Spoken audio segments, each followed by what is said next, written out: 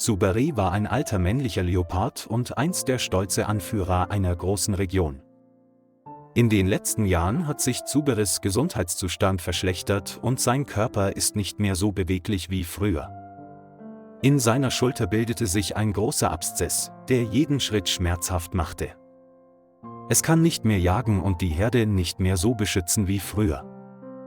Die jungen Leoparden verlassen ihn nach und überlassen den alten Wald der neuen Generation. Suberi konnte nur keuchend im Schatten liegen und zusehen, wie seine Kinder ihn für immer verließen. Hunger, Durst und Schmerz quälten Suberi jede Stunde seiner Einsamkeit. Er stand auf und taumelte allein aus seinem vertrauten Jagdgebiet fort. Es ging Richtung Süden, wo in der Ferne der Geruch von Menschen und Desinfektionsmittel zu spüren war. Unter der heißen Nachmittagssonne wanderte Suberi am Zaun des Mbali-Reservats entlang.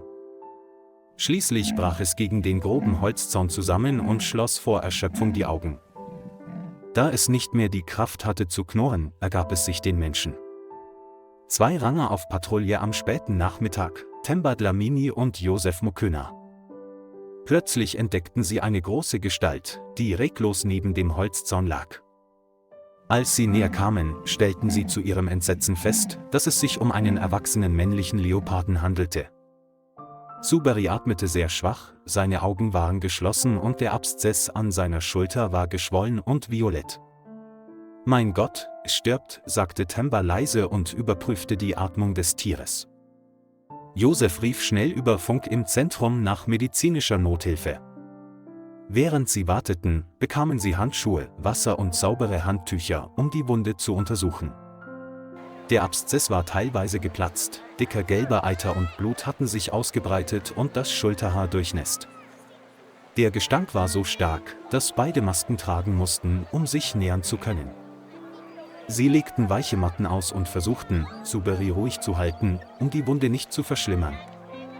»Wir müssen es sofort betäuben und behandeln, es wird die Nacht nicht überstehen.« Ein Erste-Hilfe-Kasten mit Narkosemitteln, Verbänden und Antibiotika wurde herausgebracht. Joseph bereitete die Spritze vor, während Temba die Vorderpfote des Leoparden hielt. Die Nadel wurde in die Rückseite von Zuberis Oberschenkel eingeführt, aber er wehrte sich nicht, er war zu schwach. Die beiden warteten einige Minuten, bis das Medikament wirkte, bevor sie mit der Operation fortfuhren. Rettungsteams aus dem Zentrum trafen ein und brachten zusätzliche medizinische Taschenlampen und chirurgische Instrumente mit. Die Notfallbehandlung begann direkt auf dem Boden neben dem Zaun des Reservats. Anschließend wird der Abszessbereich mit einem scharfen, sterilen chirurgischen Skalpell leicht eingeschnitten. Ein dicker Strahl aus Eiter und Blut strömte aus dem Einschnitt und ließ alle den Atem anhalten. Suberi zuckte leicht zusammen, dann atmete er unter der Wirkung des Narkosemittels schwach. Joseph benutzte einen Strohhalm und Watte, um den überlaufenden gelben Eiter aufzusaugen. Der Gestank lag in der Luft, aber alle waren auf die anstehende Aufgabe konzentriert. Sie spülten die Wunde kontinuierlich mit Kochsalzlösung, wobei mehr als 3 Liter Wasser verbraucht wurden. Der Schnitt war fast 10 cm tief und schnitt in den linken Schultermuskel. Etwas abgestorbenes Gewebe wird entfernt und in einen sterilen Nylonbeutel gelegt. Nach der Reinigung injizieren sie eine Wasserstoffperoxidlösung, um die Bakterien vollständig abzutöten. Suberi blieb regungslos, aber sein Herzschlag war gleichmäßig und sein Blutdruck stabil. Anschließend injizierten sie hohe Dosen Antibiotika im Schulterbereich, um die Ausbreitung der Infektion zu verhindern. Eine Dosis Vitamine und zusätzliche Flüssigkeit helfen, den männlichen Leoparden stabil zu halten. Um einem anaphylaktischen Schock oder akuten Schmerzen vorzubeugen, werden zusätzlich Schmerzmittel in den Oberschenkel gespritzt. Joseph überprüfte ein letztes Mal Temperatur und Puls, bevor er den Einschnitt schloss. Sie haben es mit resorbierbarem medizinischem Faden vernäht und mit dicker Gase abgedeckt. Legen Sie eine weitere Lage weißen Verbands um die Schulter, um die verletzte Stelle zu immobilisieren. Jeder Eingriff erfolgt sorgfältig und koordiniert, genau wie eine Operation im Operationssaal. Eine Stunde verging, beide waren schweißgebadet. Suberi ist in Sicherheit, ein Wunder in der rauen Wildnis. Temba atmete erleichtert auf, wir haben ihm eine neue Lebenschance gegeben. Nachdem die Wunde versorgt war, wurde Zuberi auf eine weiche Trage mit einem festen Gurt gelegt. Eine weitere vierköpfige Rangergruppe kam zu Hilfe und gemeinsam trugen sie den Leoparden. Der rote Feldweg, der in das halbwilde Gehege führt, wurde geräumt und freigemacht. Sie legten Zuberi vorsichtig in einen Käfig, der mit sauberem Stroh, Wasser und vorbereiteter Medizin ausgelegt war. Temba stellte die Überwachungskamera ein, während Joseph Zuberi die letzte Injektion verabreichte, um ihn zu beruhigen. Alle traten zurück, schlossen das Eisentor und ließen den Leoparden in Frieden ruhen.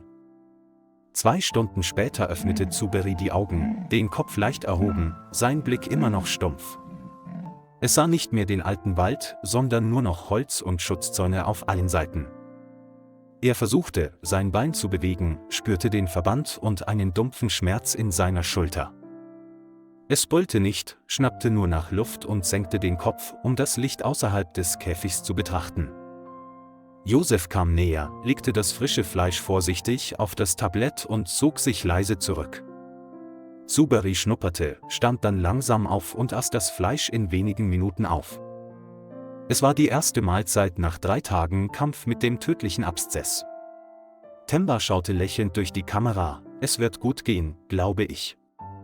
Eine ruhige Nacht verging, in jedermanns Herzen wurde Hoffnung entfacht. Am nächsten Morgen wurden Zuberis Temperatur, Puls und tägliche Nahrungsaufnahme überprüft. Temba wechselte den Verband, die Nähte trockneten und es trat kein Eiter mehr aus. Joseph reinigte den Käfig sorgfältig und sorgte für zusätzliches Heu und Schatten für Zuberi. Am 3. Tag begann Zuberi langsam im Stall herumzulaufen und humpelte nicht mehr so stark. Am 5. Tag begann es leise zu knurren, wenn es Menschen kommen sah, ein Zeichen der Genesung. Die Futterportionen werden vergrößert und mit Vitaminen und elektrolytauffüllendem Mineralwasser angereichert. Nach 2 weiteren Antibiotika-Injektionen war Zuberi fast vollständig genesen. Am 7. Tag war die Wunde vollständig getrocknet und der Ranger beschloss, den Verband zu entfernen. Das Schulterhaar ist nicht nachgewachsen, aber die Haut ist verheilt und das Schultergelenk funktioniert normal. In nur wenigen Tagen werden wir es wieder in die Wildnis entlassen, sagte Temba. Joseph nickte und beobachtete, wie der Leopard kraftvoll lief, als wäre er nie gestürzt. Beiden war klar, sie taten das Richtige und Notwendige für diese wilde Artikel. Eine Woche später öffnete sich das Scheunentor und Zuberi ging langsam in die sonnige Natur hinaus. Es drehte sich nicht um, sondern ging stolz weiter, als wäre es noch ein Anführer gewesen.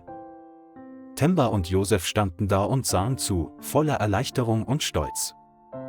Das Mbali-Reservat birgt eine weitere Geschichte der Wiederbelebung inmitten wilder Natur. Und für Zuberi, den Dschungelkrieger, beginnt ein neues Kapitel in seinem Leben.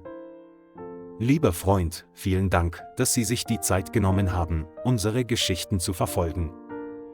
Wenn Sie es interessant finden, vergessen Sie nicht, den Kanal zu liken und zu abonnieren, damit wir in den nächsten Folgen motivierter sind.